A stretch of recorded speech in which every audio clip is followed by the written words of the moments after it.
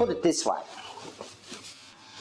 When it comes to issues in your community, it is your business.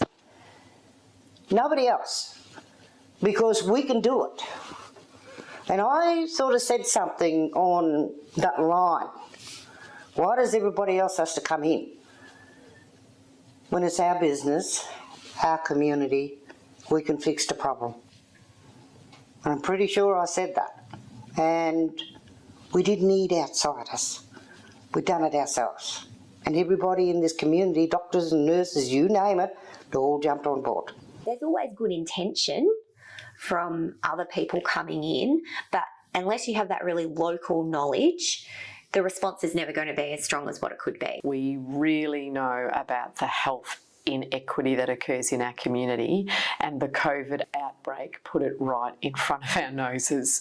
And so the community that had the least access to the vaccination, that really required the most access, didn't have it and were the ones that were being deeply impacted. There were members of our community. It was not about vaccine hesitancy for a lot of community. It was about access. And the system was unfair. They are people who don't know the health system well. So these are not people who can have access to the mainstream health services. As you said, even a person like you who speaks English, has computer literacy, has a health background, going online and booking an appointment for a vaccination for yourself was difficult.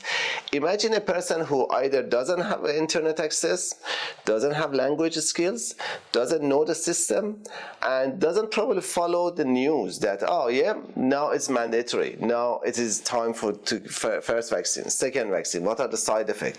So all of these things come together and make it more and more and more difficult for these people. Being able to call on people that you've worked with previously and have a lot of trust in the bank with to act quickly, that really came to the fore with the emergency management response when we did have the outbreak. It's just lucky that there was little things that we were doing, only small things, but when this happened, it just literally just got together. Hands Up Mallee already have existing relationships that go deep into community. If I rang you that Saturday morning when I rang you and we didn't know each other and we hadn't worked together before, I would have completely ignored you because I wouldn't have known her. Other organisations sitting around the table, of course, have relationships with community, but the depth of the relationships to be able to call on them like Hands Up Mallee can don't exist. It's just a matter of knowing the person, approaching the person, and putting the thing together, because we have done this work together before. So being a small town, people know each other. We crossroad with you at the school, in the market, we know each other, we see each other. So you feel comfortable messaging me 6 o'clock in the afternoon. I feel comfortable sending you an email 12 o'clock at night.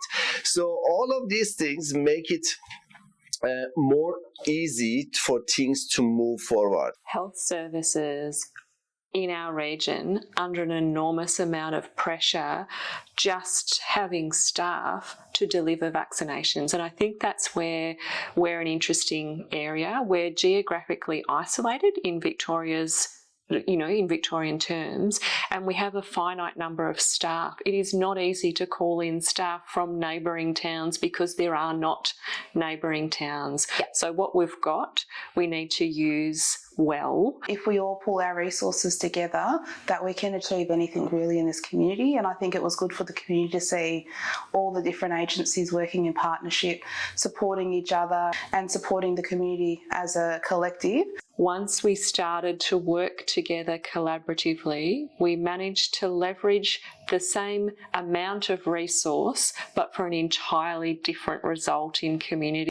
It's because of the trust that we have. It's not because, oh yeah, no, we have to have this, we have to have that. No, look, we get that sorted. Let's get things moving. What we're doing is new, testing and vaccinating at the same site, vaccinating in community locations we've never vaccinated, all of this newness means that those existing trusting relationships keep people safe. And trusting relationships between agencies and community, I think, have been really key. We went and just literally spoke to community, and we picked community up, and we've taken them back to where we were and just walked around in the community. And you know, it was the best time because they knew that we were very passionate about what was happening in our community.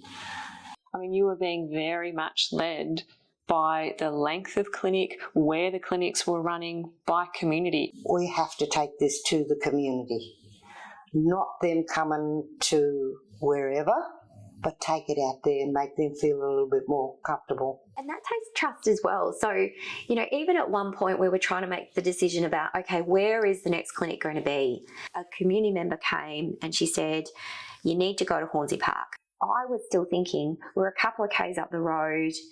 I'd been at the East End previously. I knew people were coming from Hornsey Park. I was a bit doubtful. Going to Hornsey Park was the right decision. It's very lucky that we had the best people on board to listen to what we were saying. Being guided by Auntie Gemmis, she absolutely was the person we needed to be listening to. Do we normally work like that? No. Should we be working like that? Yes. Yeah. The clinics set up in parks or at community houses, that was enabling for different people in different ways. So I watched some teenage boys, and I'd been back at the same clinic for multiple days in a row. Every day I'd walk out and I'd say, okay, so you're coming in for a vaccination? Nah, not me. On the third day, again, had the same conversation. You're back. I think it's your turn. Nah, maybe. I said, have a look at what's going on and then you can make up your mind. For that, 14, 15-year-old boy to feel safe enough, hearing those sort of safe conversations with that barrier of a computer and someone, tapping in your personal details, watching it from afar, finally making it through that bit and then sitting down in front of the nurse, it took him 3 days to do that. What more evidence do you need that people need you to be where they are? I think there was a lot of fear in community, and having to go to an external facility to get tested or to get vaccinated raised more anxiety because you're exposing yourself or your family to the virus. But if you're bringing the vaccines and the testing to where they live, it's much easier for them. We learn a lot too about staying in community. Like, I think to start off with, we had ideas about, we'll stay here for one clinic, we'll move the next day to another area, we'll move the next day. No, you've got to be there. Keep coming back. Let them come back. Let them keep coming back and the word will get from there to another area, And that was the right thing to do. The importance of having trusted people from community involved in the vaccination and testing response at that emergency time. To reassure community that it was okay, there were familiar faces there, that they'd be treated with respect and that they'd be supported through that. Community-facing people, trusted, known in community, who were encouraging people to come in, and how different our response would have been and community's response would have been without them. That is entirely different to how we would normally operate, but absolutely what we need to do, and not just in times of emergency. And I think the same when we did the work at the Ethnic Communities Council, having people who could talk to people in language, who knew them, who were part of their community. Because most of the client already know us, and another thing is the trust that they build with the staff as well. So that's why they come here. It is hard, if not impossible, for most of these people to do it themselves. They really need help to just find their way or navigate their maze. And I think that is what we try to do. We try to streamline everything for them. Vaccination is not just a medical intervention, there is absolutely that community facing aspect. You need that softer entry point. You need that person to be that warm, welcoming entry, to word people up on, now this is what's going to happen. There are some questions for people to have a quiet word to say about their medical conditions or what they're worried about. A professional who they probably know from the community as well, like Dr. Kelichi, like myself, like Dr. Efshan, who already seen this patient, or they heard our name or seen our face before, are there. We are reassuring for them. And it meant that people we would normally have to send back to their GP because they're not appropriate to be vaccinated at a clinic environment. It meant that we could vaccinate them. So we weren't losing people out the door never to be seen again. We could actually do that. You know, we got a lot of feedback, particularly the clinics we did at the Ethnic Communities Council, about people needing proof of vaccination. So printed proof of vaccination in order to be able to keep their jobs, in order to be able to go places and to sort of be living their lives. And could we provide that? That absolutely became a key part of the service that was offered. Without a certification, they can't do it to come at work, and in that time, that's a good idea. They get a vaccination certificate straight away. What would stop that from happening maybe normally? Because it sounds like a small thing. We needed extra staff members. We had to get a portable printer. We had to do all of these things. It meant that people were staying longer. Maybe receiving a printed certificate at the end actually helped us to get more people in. I think what the clinics at the Ethnic Communities Council showed us is that no one person or no one organisation was more valuable than the other.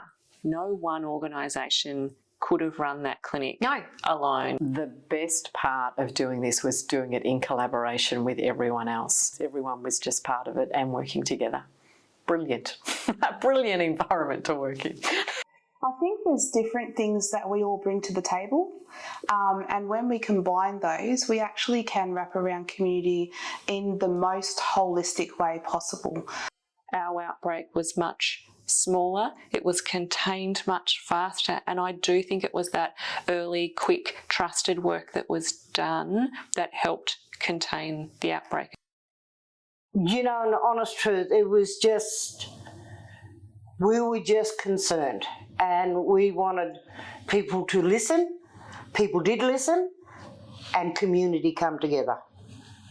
And that's a whole community, not just one. So, which is, I really appreciated that, because that's the first time that things have really happened that way. It hasn't been happening before, and just everybody jumped on board to help.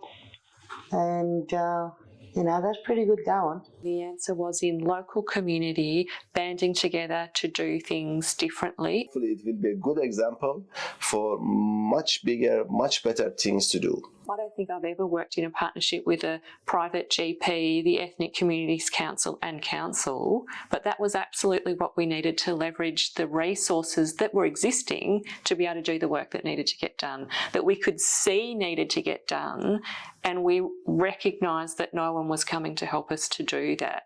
It was just a great learning opportunity for us and a great reinforcement to us that actually this is where we really need to be working at all times as a community health service, not just in an outbreak. The challenge for us now is capturing that and really learning from it so that we can be stronger moving forward. You know what? I hope we can still continue this on, of all of us actually working together in the community. And I've asked for this many times in what I do. If we're going to fix problems, we work together. Come together, work together, and let's sort all the problems out, and maybe we'll get somewhere.